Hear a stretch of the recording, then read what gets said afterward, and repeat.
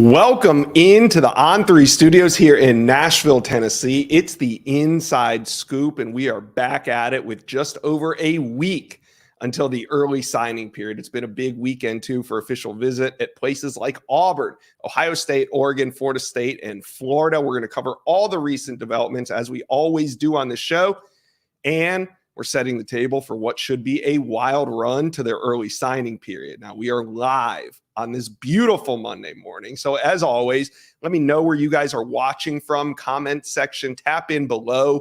Where are you guys? As always, let's clock in and lock in and get the show started. We're going to start with Coach Prime for a second, because last Wednesday, a lot of people were in the comment section hating after he landed the #1 offensive tackle in America, Jordan Seaton.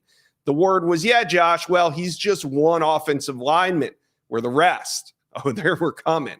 Coach Prime had a plan, and this weekend the Buffaloes got busy in the transfer portal.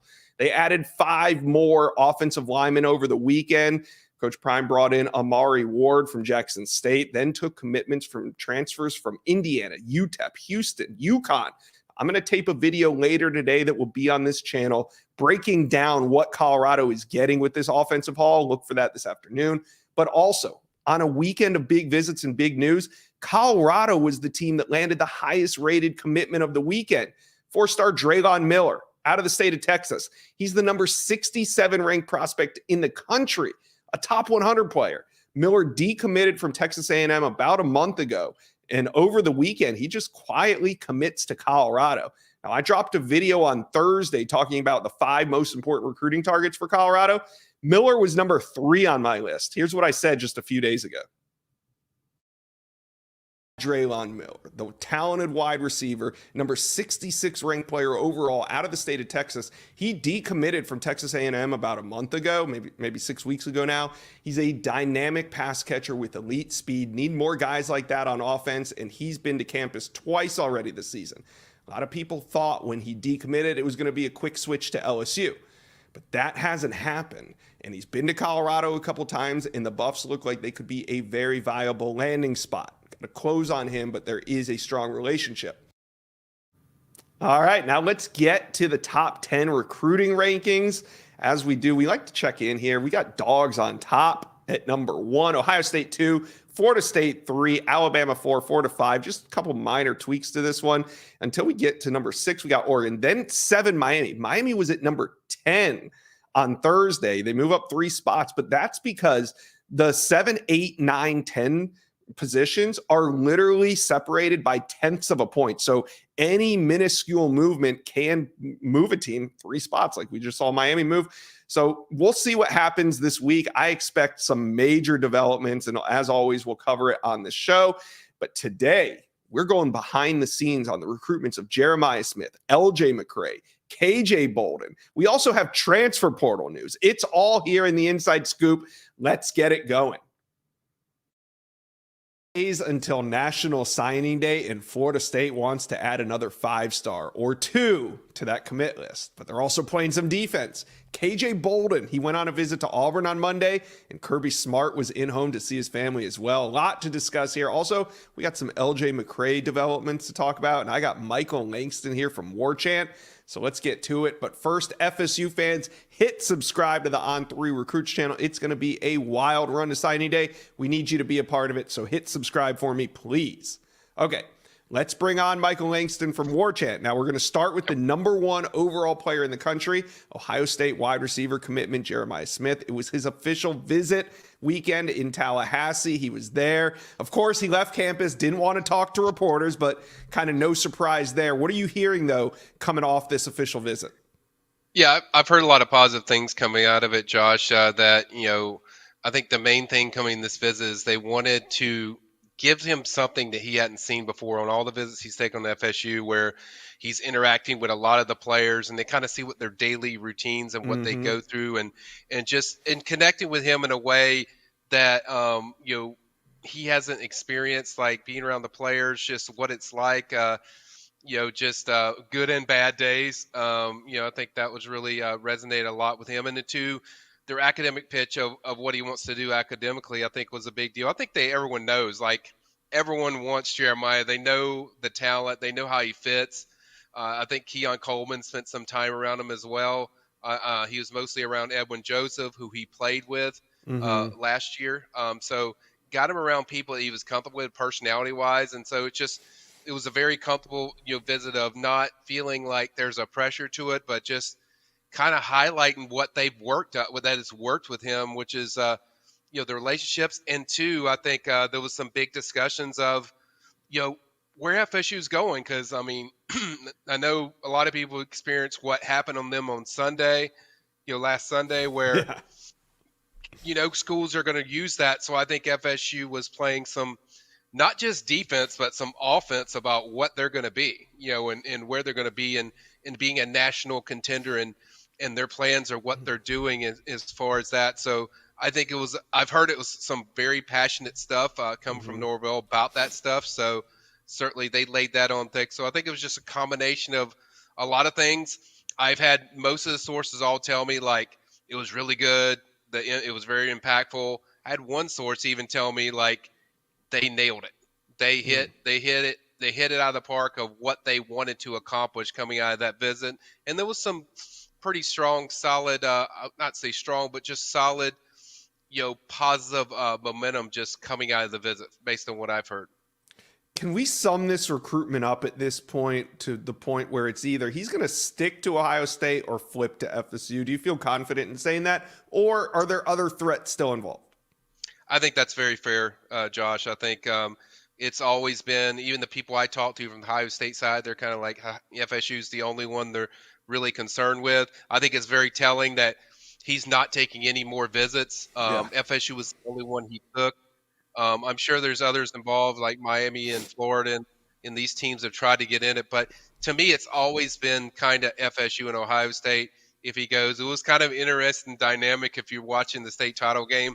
You have Brian Hartline on the field. You have Coach Dugans in the stands watching the game with the family. Kevin Beard's also up there with the family. So it was kind of a funny dynamic just having them all in Tallahassee, kind of watching it from a me perspective is just, spotting this stuff. But yeah, I think Florida State, Ohio State, I think anything other than those teams, when he does make a final call, whatever it is, I think would be a surprise unless it's, one of those teams. All right. We're going to see in about just over a week from now. Right. Jeremiah Smith has said he's going to make a quote unquote final decision. He said it to me when he was here in Nashville for the On3 Elite Series. He's mentioned it a few other times publicly. So we'll just have to wait and see on that December 20 signing day exactly where he ends up. Now we want to talk about LJ McCrae, the number one defensive lineman in America, committed to the Florida Gators over Florida State and some others. But he was back in Tallahassee to win a state title with his mainland team on Thursday. Then he visited Florida State on Friday before heading to Auburn. What are you hearing here on a flip chance to get LJ McCrae from the Florida Gators? Yeah, Josh, I just go back to what you've always said. Follow the visits. There you go. When you're visiting, if you're committed and you're visiting, you're not totally done. And I think even with his case, he says, Coach Peterson there at Florida, the defensive end / edge or linebacker or whatever, he says that was his main position. So Coach Spencer getting fired, he kind of downplayed that, but he also highlighted FSU's development. He highlighted, I want to get over there again, be around those guys. And it was kind of like everything he was saying was kind of stuff that FSU's shown this year with development, production on the field. He talked really highly about FSU being 13-0. And obviously he also likes the Auburn staff over there, which is why I think he wanted to go back for a visit. I think it's very much still not done based on the people I talked to. This is another one that I heard consistent stuff around, getting accomplished what you wanted to get accomplished. Like LJ, for those, he's kind of a laid back kid. Yeah. So he's not a guy that's just really boisterous and charisma. He keeps to himself. And so relationships with players is a big deal. So they put him around. I'm sure people saw the picture of Verse with him, Jared Verse. Kind of shows you the size of LJ. He towered over Jared Verse. Oh, yeah. It was amazing. So I've heard Verse was with him a lot and around the players a lot. So that that's what put them in position the first time, if you remember, right when he visited FSU and that official, FSU felt like, hey, we're going to get that kid. And so they kind of amped that up a little bit more on that one Friday. I think he was there for like 5 hours, and then he went to Auburn. So I think they kind of ramped up kind of the relationship, player relationship. And I still think that one is not done because there's something missing that if you're, I mean, he did use the word I'm locked in, but then on the other sense, he was like, now I'm focused on recruiting, right after the Mainland won their state title. So it's kind of like, it was kind of like inconsistent messages of, what you're actually feeling. But you could tell like something, there's something there that you couldn't put your finger on that, he's looking for, like a spark, or maybe he knows and he's just keeping to himself. So who do you feel, and neither are going to be easy, trust me. I mean, both might end up sticking, but as it stands right now, who do you think FSU has a better chance at flipping? LJ McCray or Jeremiah Smith? Oh, I have to go with Jeremiah because just there's so much, history and stuff going on. Yeah. There's so much. I've heard a lot of them, just different momentums. And with LJ, it's harder because he keeps stuff so close to the vest. I mean, even people, like I said, when he took that official FSU, they thought he was going, and then you get right midweek and it's Florida all of a sudden. So, I would say Jeremiah for me when I look at it. Just the connection seems to be, you feel a stronger vibe when it comes to that one. And they're both going to be hard, but it's not out of realm, guys, that they could get both of them. But that would be, you would just have to wait and see on that. But at the same time, if I was picking one, I'd definitely pick, at this point, I'd pick Jeremiah. All right. Well, it's not just about what they could add. It's also about what they could lose. And KJ Bolden, he showed up on the plains, took a visit to Auburn on Monday. Hugh Freeze was in home on Tuesday. Kirby Smart was in home later that week. Now, when KJ Bolden committed to Florida State back in August, we knew that this was going to be the end of his recruitment. I should say, this is what the end of his recruitment was going to look like, because he was not completely shutting it down. We knew he was going to take some visits. He was at Syracuse for an official visit over the weekend, but there's a lot of smoke between Georgia and Auburn in their hopes of flipping KJ Bolden. What are you hearing about where his commitment status stands with Florida State? Yeah, for me, I think it's more like just on the smoke. I think it's more Auburn is a bigger threat to me. Mm-hmm. I mean, it just seems to be when I hear people talk about, when he talks about Auburn, I think it's more there. It feels like. Now, I do know, I can say that FSU feels good about where it stands. I can also tell you, I haven't shared this with anybody, that he is going to get an in-home from FSU, I believe, early next week. And that's going to be the big one. That's going to be the one that, because he's going to officially visit FSU this weekend coming up next weekend. So I think they kind of want to set the wheels in motion. I do think they feel good about it. They understand that there's threats. There's Georgia, there's Auburn. They understand that. But I still feel that the feedback they're getting from people around KJ is they feel good, but they also know there is a legitimate threat in both Auburn and Georgia. So they know they have to finish it off. That's kind of where they're at. That they know they have to finish this off.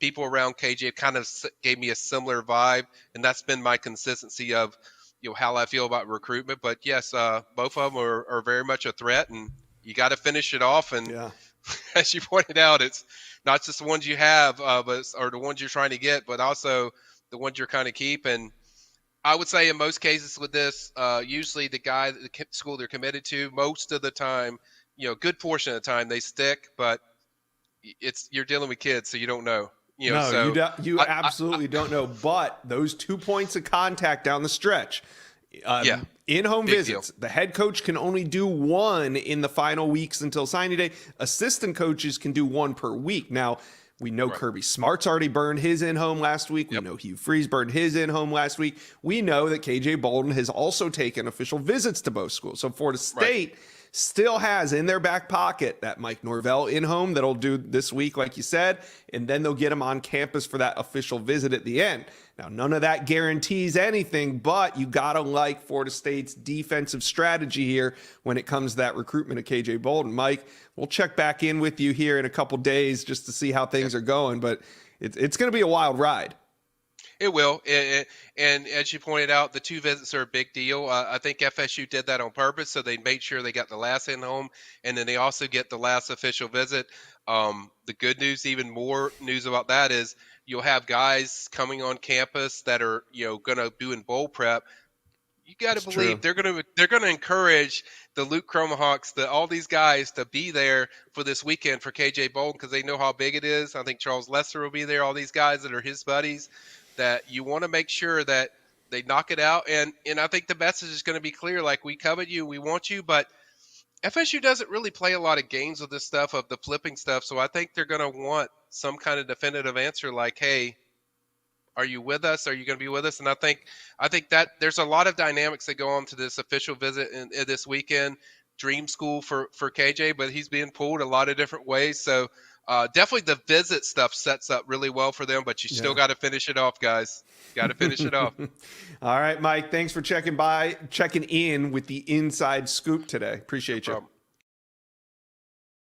Inside Scoop listeners and at-home chefs, listen in. The holidays are right around the corner, and HelloFresh can help take the stress out of dinner by delivering everything you need to cook up tasty meals right to your door, saving you tons of time. Everyone wants to cut back on errands and spending time in checkout lines this time of year, so skip that extra grocery store trip and instead get fresh ingredients and delicious recipes straight to your door.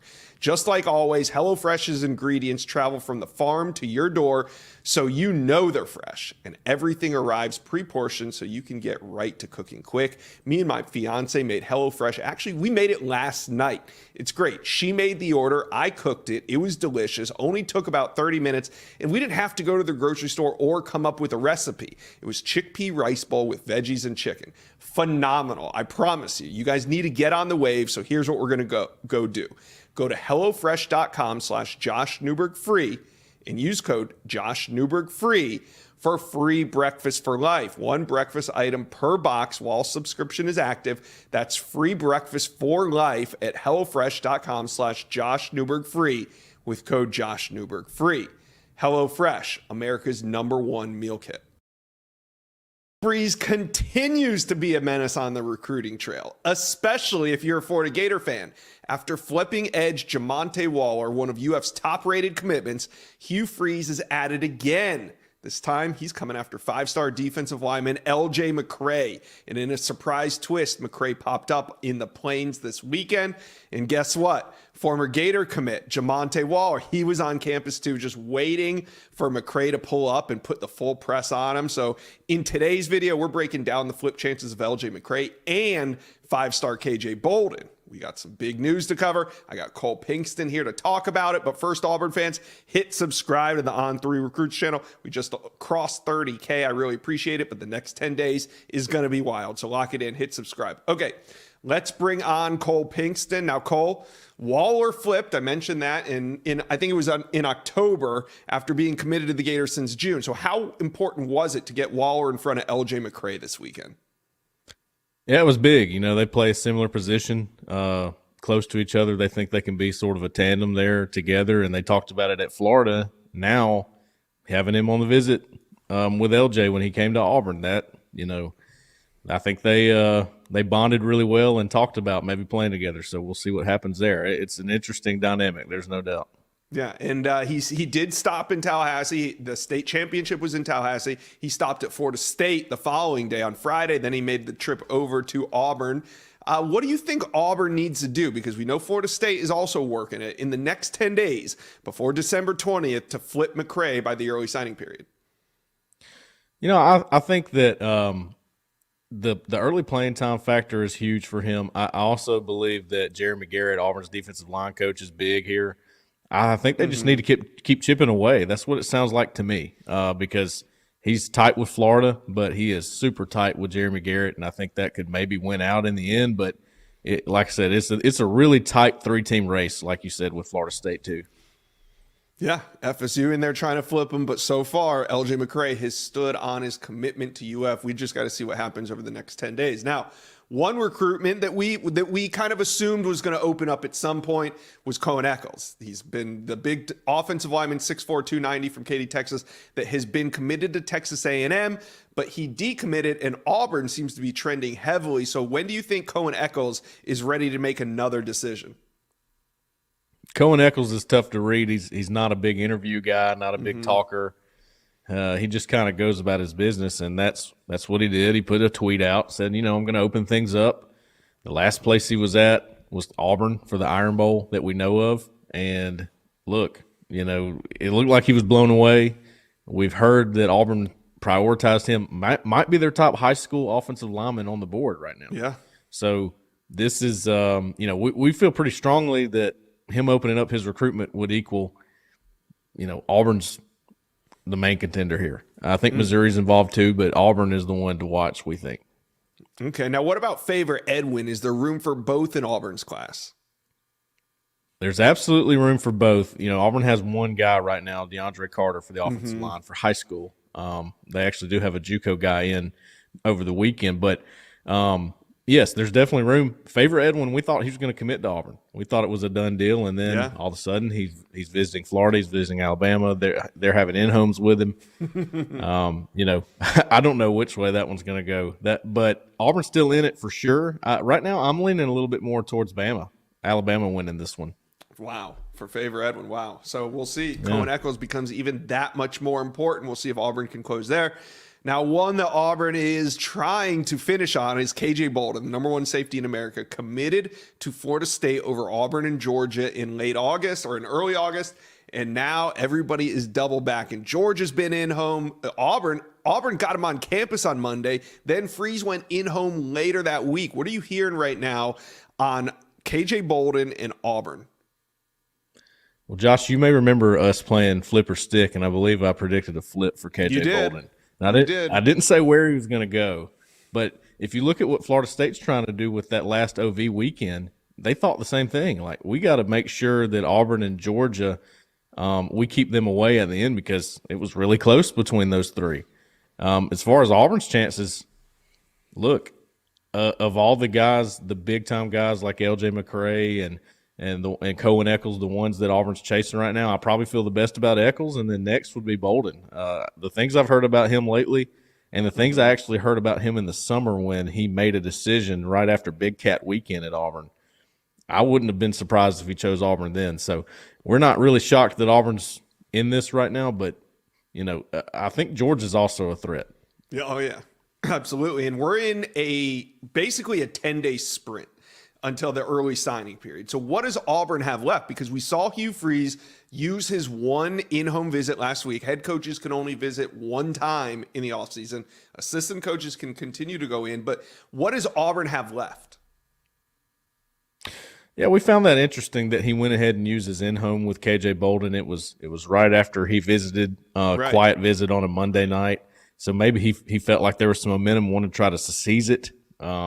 There it is. I mean, we've heard chatter of maybe him returning to campus. We've heard that, I think Zach Etheridge is a guy that could go and see him at school or whatever that the case may be there. And we know Zach Etheridge, Auburn's secondaries coach, is a very big factor here. I just say to watch him, man, because he could pop up anywhere. It doesn't take much for him to ride up to Auburn either. It's about a 2-hour drive. So I think maybe a visit could be on the table, but we haven't confirmed that yet. That's what we're watching for. So this weekend, KJ Bolden has scheduled an official visit to Florida State, the team that he's committed to. And when that visit ends, will be under 72 hours or just about 72 hours until the early signing period. So how concerned should Auburn fans be if KJ Bolden makes it to campus, which we expect at Florida State?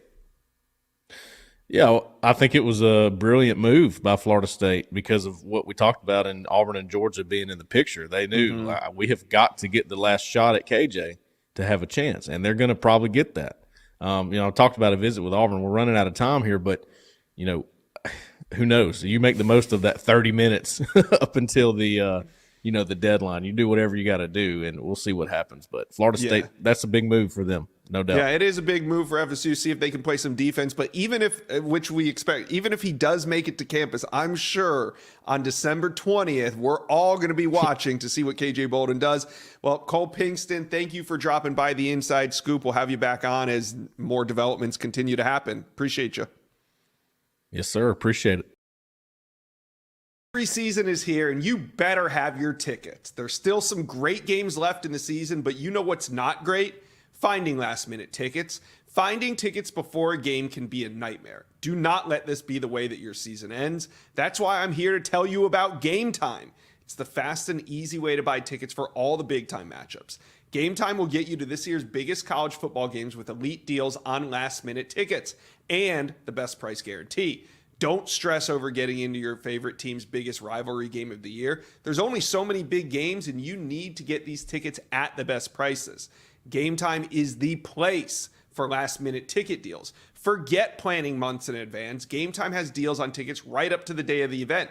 GameTime has tickets right up to the start of the event and even an hour after it starts. It is the place to find last-minute tickets.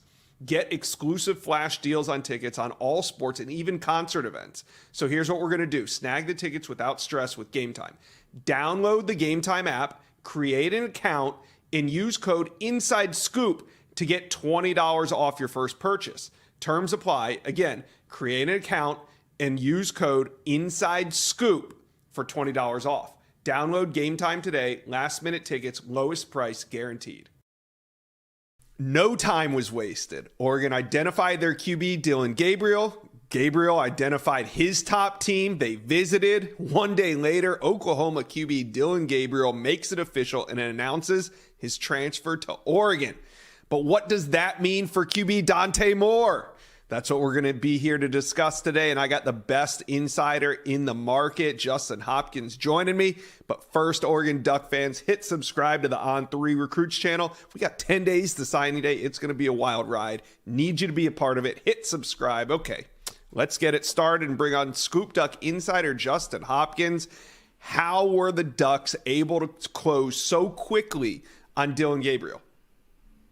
Yeah, I think this is probably one of those rare occasions where it's almost like a perfect union for two schools, right? I mean, Oregon's got a clear opening for somebody like Gabriel to come in and immediately compete to start.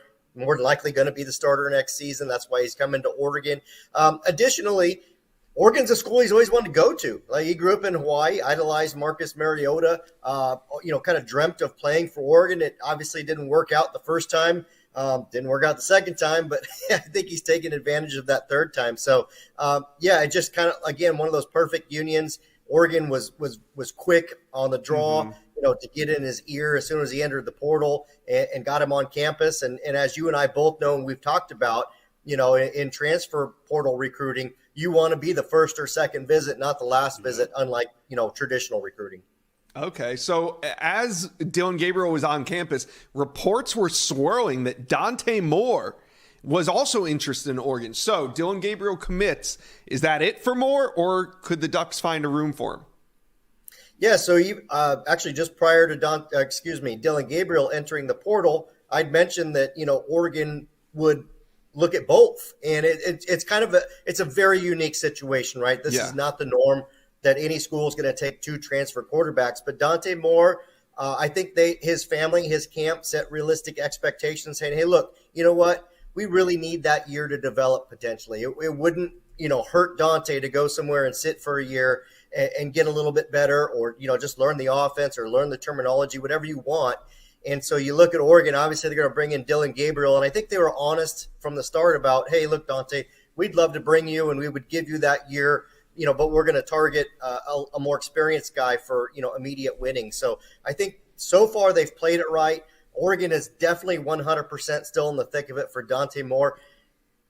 They might lead. I don't want to say they lead and set false expectations, but they're certainly probably in that top two. Michigan, Miami, some others are also giving chase. But, Oregon's played their hand really well, and a visit from Dante Moore seems very likely to happen.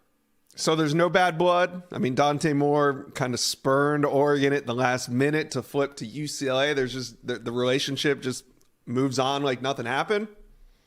I think Dan Lanning's smart enough to realize he's going to prioritize winning over holding a grudge. So, no, it seems like everything's good there. It was a matter of circumstance with Kenny Dillingham leaving to take the ASU job and just kind of created an opening for UCLA. So all is good. All right. No harm, no foul. I guess we'll just move on. All right. What are you hearing on Walter Nolan? He is, some consider, the number one prospect in the transfer portal, definitely the number one defensive lineman. Does it sound like this could be a one and done as well? One visit, one commitment? A little tougher read on Walter. His camps definitely kept a very, close vest there, playing their cards close to the vest. Yeah. I think that you might see Walter Nolan take another trip or two. I did inquire about the visit this weekend. They said it went great. Oregon felt like they did everything they needed to do, but I was told, hey, a commitment's not imminent. Like, don't get ready today or whatever. So, maybe the family goes back and thinks about it. I would wager there might be another trip or two in the works, but certainly Oregon is, in that top group and probably right now the team to beat with the visit. All right. Well, we'll see what happens. Oregon already getting to it in the transfer portal and on the recruiting trail. Justin Hopkins with Scoop Duck. Thanks for stopping by the Inside Scoop. Thanks, Josh. Thank you for watching. If you enjoyed that content, be sure to subscribe to the On3 Recruits channel. We have a new page dedicated only to recruiting. Go ahead and hit that subscribe button.